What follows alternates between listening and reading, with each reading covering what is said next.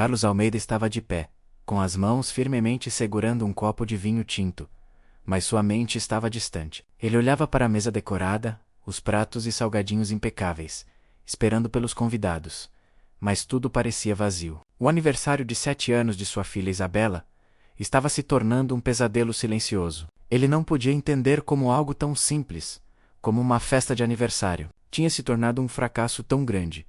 Isabela estava sentada perto da janela, olhando pela vidraça com os olhos tristes e cheios de expectativa. Papai, quando os meus amigos vão chegar? A pergunta simples e sincera cortou o coração de Carlos. Ele queria dar uma resposta que a confortasse, mas não sabia o que dizer. Apesar de ter investido uma fortuna em uma festa de luxo, nenhuma das 20 crianças convidadas havia aparecido. O animador de festas estava em pé na cozinha, olhando para o celular, inquieto, e os salgadinhos e refrigerantes aguardavam em vão.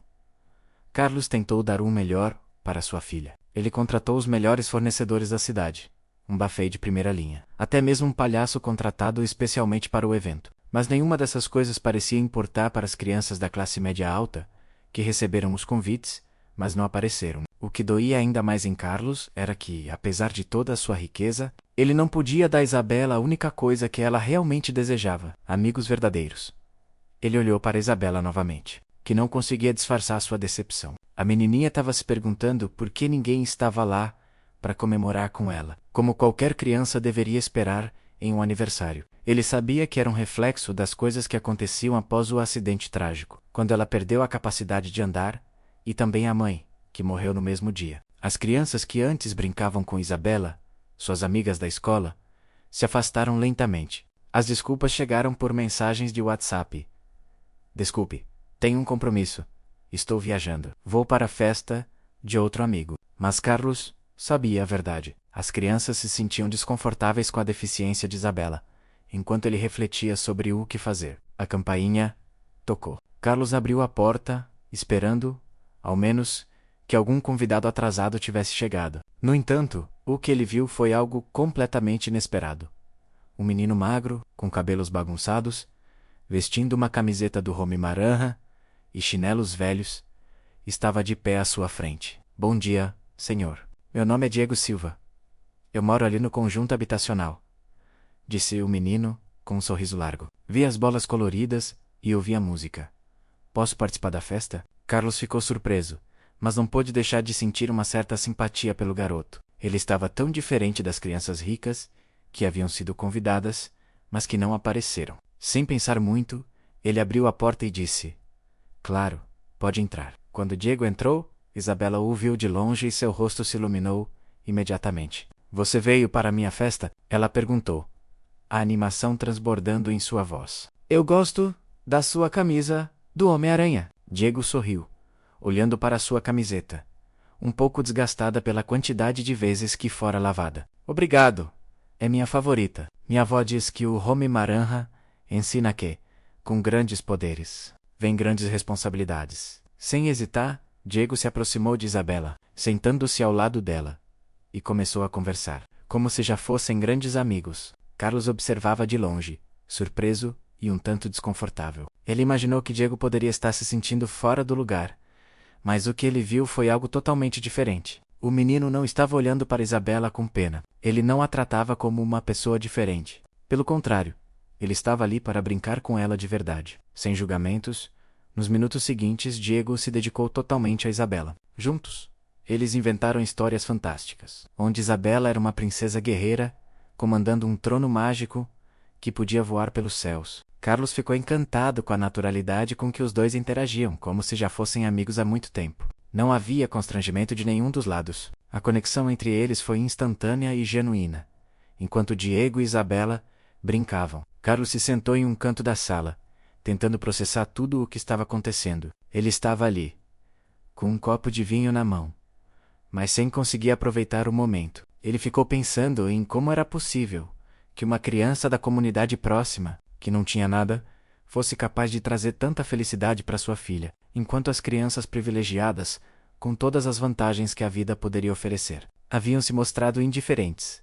Quando ele finalmente conseguiu juntar coragem, se aproximou de Diego. Diego, como você soube da festa? Ele perguntou, enquanto cortava o bolo, tentando disfarçar a curiosidade. Diego olhou para ele, como se a resposta fosse óbvia. Eu estava indo para a padaria comprar pão para minha avó. E vi você, lá na janela. Aí eu pensei, por que não perguntar? Minha avó sempre diz que quando vemos alguém precisando de um amigo, a gente vira amigo dessa pessoa. A resposta do garoto fez Carlos se sentir ainda mais tocado. Diego não fazia ideia do quanto suas palavras tinham significado para ele. O que estava acontecendo ali, naquele momento, era uma verdadeira lição de vida para Carlos, que passava sua existência focado no trabalho, nos lucros e na busca incessante por mais. Ele nunca havia se permitido aprender algo tão simples, mas tão profundo, como a verdadeira amizade. Naquela tarde, a festa de Isabela ganhou vida. Diego, sem se importar com a condição física de Isabela, a empurrava pela casa, inventando mais e mais histórias, fazendo-a rir como ela não rira há muito tempo. Isabela parecia ser outra criança. A tristeza que normalmente a acompanhava estava desaparecendo. Quando o sol começou a se pôr, Diego olhou para o relógio no pulso e disse, com um sorriso sincero: "Preciso ir, Sr. Carlos. A avó Rosana se preocupa quando fico muito tempo fora." Carlos se agachou ao lado do menino e colocou a mão em seu ombro. "Você pode voltar sempre que quiser, Diego. Isabela precisa de um amigo como você." "Claro que sim", respondeu Diego, sorrindo. "Eu volto amanhã, prometo." Nos dias seguintes, Carlos não conseguia parar de pensar em Diego, o garoto. Com toda a sua simplicidade e bondade, havia trazido algo que ele jamais imaginou: uma verdadeira amizade para sua filha. E mais importante ainda, ele havia trazido para Carlos uma lição que ele nunca esqueceria, sem querer admitir. Carlos percebeu que o que ele tinha dado a Isabela, menos festas, presentes caros, luxos, não se comparava em nada ao que Diego tinha dado a ela: amizade, genuína e sem condições.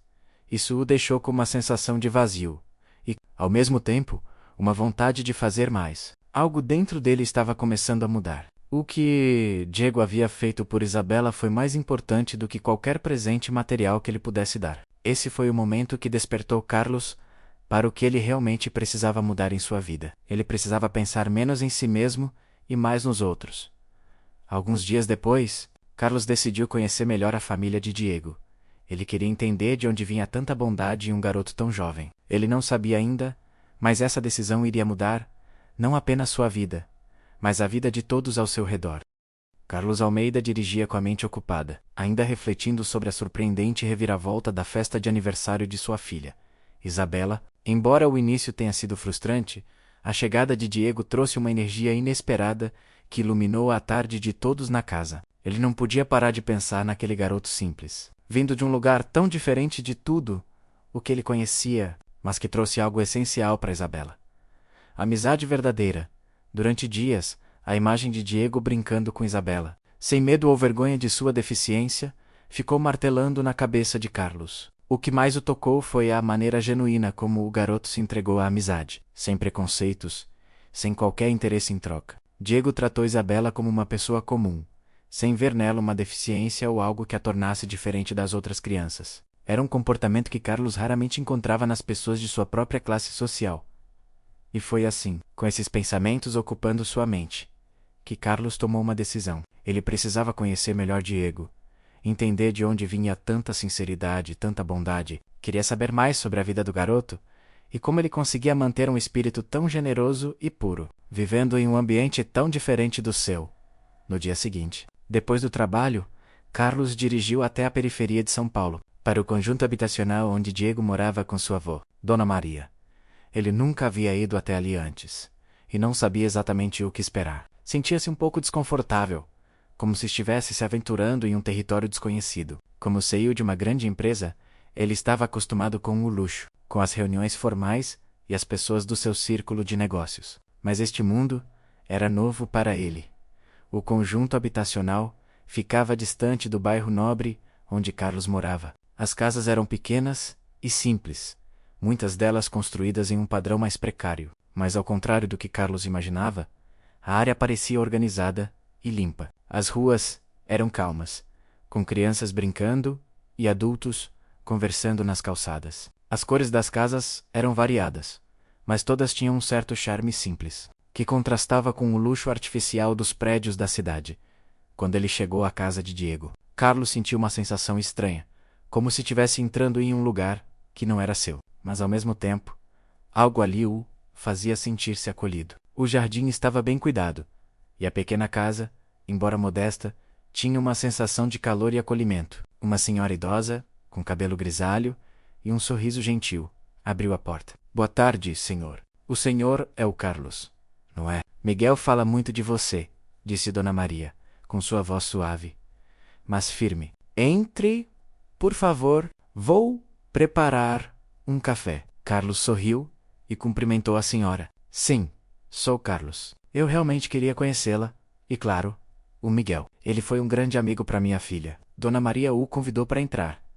E Carlos notou que, apesar das limitações de espaço, tudo ali estava muito bem organizado. As paredes, embora simples, eram adornadas com fotos de família e pequenas lembranças. Havia plantas em vasos e um aroma agradável de café fresco vindo da cozinha. Dona Maria, apesar das dificuldades de sua vida, parecia estar em paz com o que tinha. Você deve estar pensando que nossa casa é bem simples, disse Dona Maria, notando o olhar de Carlos. Mas sabe, sempre fizemos o possível para que fosse um lugar de paz e amor. Miguel perdeu os pais muito cedo, e eu cuidei dele com o que podia. Para mim, a casa não precisa ser grande, só precisa ter amor. Carlos ficou tocado pelas palavras de Dona Maria.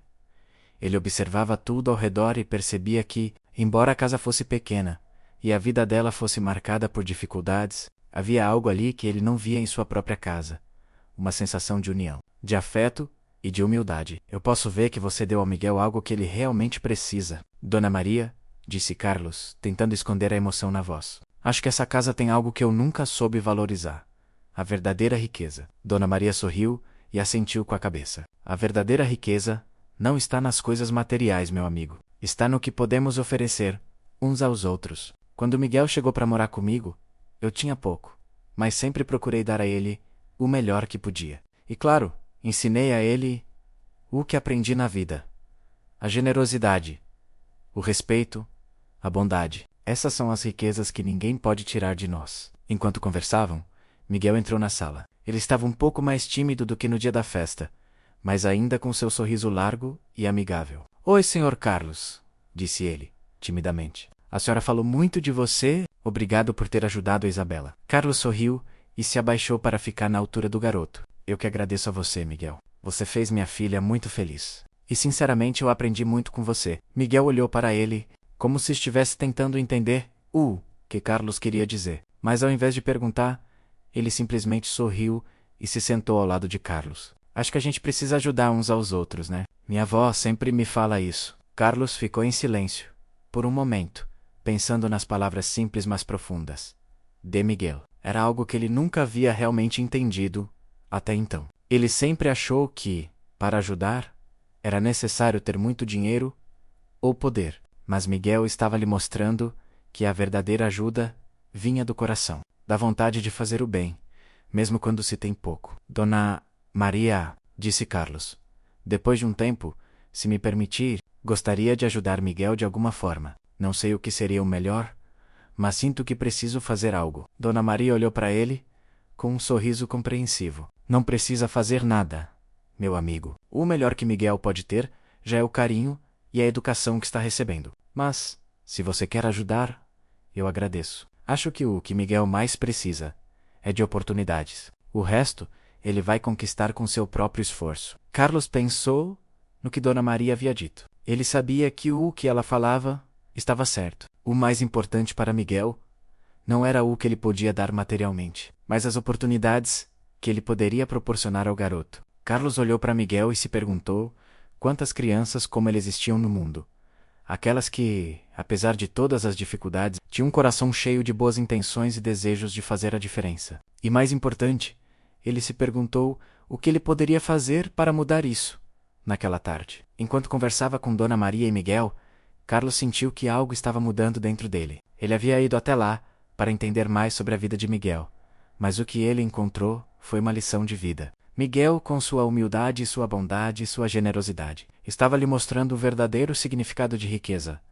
Antes de se despedir, Carlos se inclinou e deu um abraço em Miguel. Prometo que farei o possível para ajudar, Miguel. E, acima de tudo, Continuarei aprendendo com você. Obrigado, Sr. Carlos, respondeu Miguel, com um sorriso tímido. E, quando quiser voltar, é só vir. A casa é sua. Carlos saiu da casa com um coração cheio de novas perspectivas. Ele sabia que não seria fácil mudar sua visão sobre o mundo, mas naquele momento, ele estava decidido. Ele faria a diferença, não só para sua filha, mas para muitas outras crianças que, como Miguel, precisavam de uma chance para brilhar.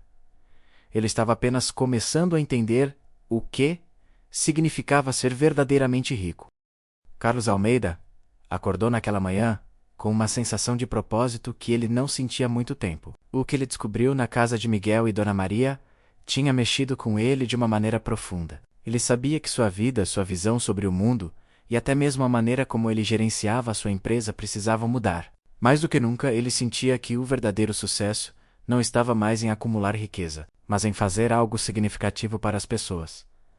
Nos dias seguintes, Carlos se dedicou a refletir sobre as lições que aprendera com a visita à comunidade. Ele sabia que precisava agir, mas também sabia que as mudanças não seriam fáceis. Como CEO de uma das maiores farmacêuticas do país, ele estava acostumado a lidar com questões financeiras, com as demandas dos acionistas e com os desafios corporativos diários. No entanto, algo dentro dele estava começando a questionar se aquele ainda era o único caminho. Ele começava a entender que, ao focar exclusivamente no lucro, ele poderia estar negligenciando uma parte crucial da vida, o impacto que sua empresa poderia ter na sociedade.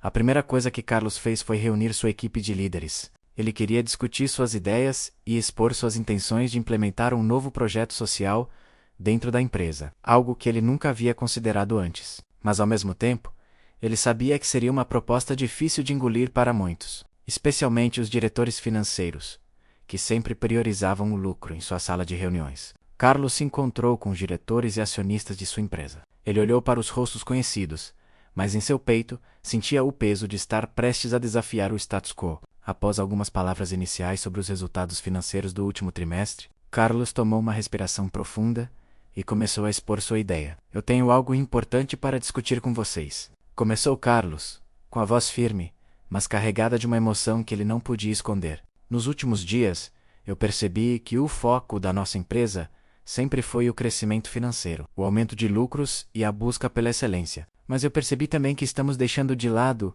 uma parte crucial do nosso papel na sociedade. Nós temos uma responsabilidade, além de gerar lucros, para nossos acionistas. Temos a capacidade de mudar a vida das pessoas. Os diretores trocaram olhares desconfortáveis. Eles não estavam preparados para ouvir isso. O diretor financeiro, sempre o mais pragmático e calculista, foi o primeiro a interromper.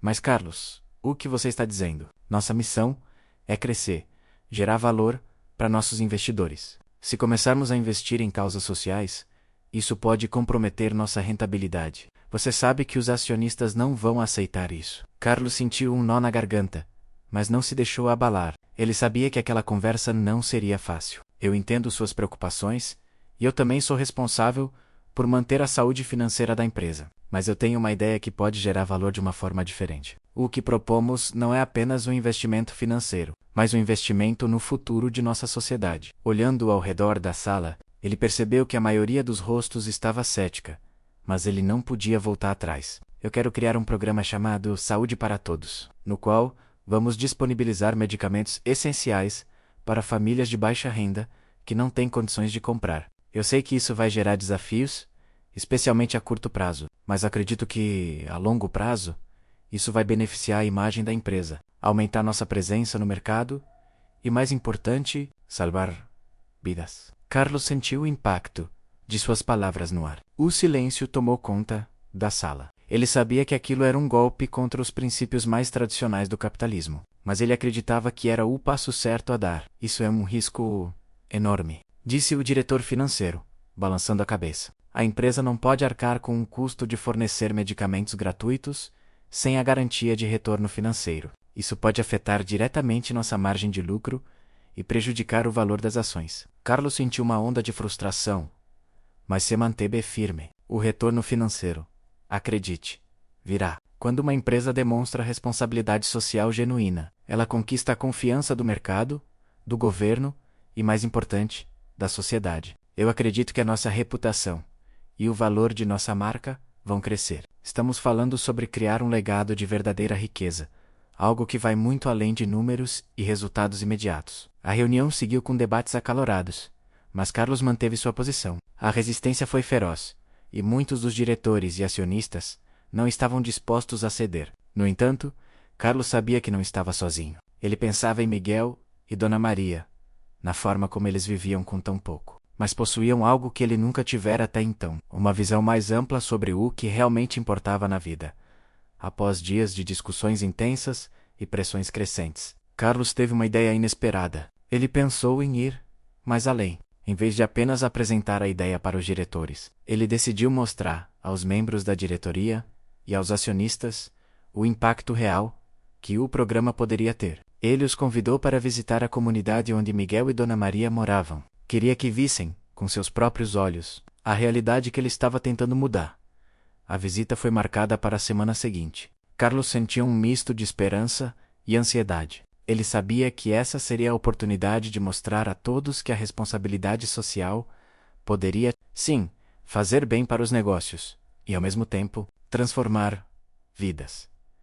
Quando chegaram à comunidade, Carlos e seus colegas de empresa foram recebidos por Miguel e Dona Maria, que os receberam com hospitalidade e simplicidade. Miguel os levou por entre as casas pequenas e os jardins simples, mas bem cuidados. Dona Maria preparou um almoço com o que tinha, e todos se sentaram juntos, conversando sobre a vida, sobre os desafios diários e sobre como a ajuda externa muitas vezes é uma tábua de salvação para aqueles que não têm muito. Eu entendo agora, disse um dos diretores financeiros enquanto caminhava ao lado de Carlos. Isso não é apenas sobre dar dinheiro, é sobre dar dignidade. As pessoas aqui não precisam de caridade.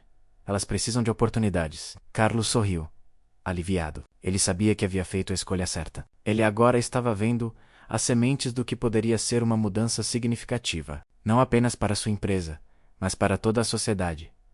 Nos dias seguintes, o apoio à sua ideia começou a crescer. O programa Saúde para Todos foi oficialmente lançado. E para surpresa de muitos, os resultados começaram a aparecer mais rapidamente do que o esperado. A imagem da empresa foi reforçada, com novas parcerias sendo estabelecidas com organizações internacionais e com o governo. O retorno financeiro, embora não imediato, começou a se mostrar promissor.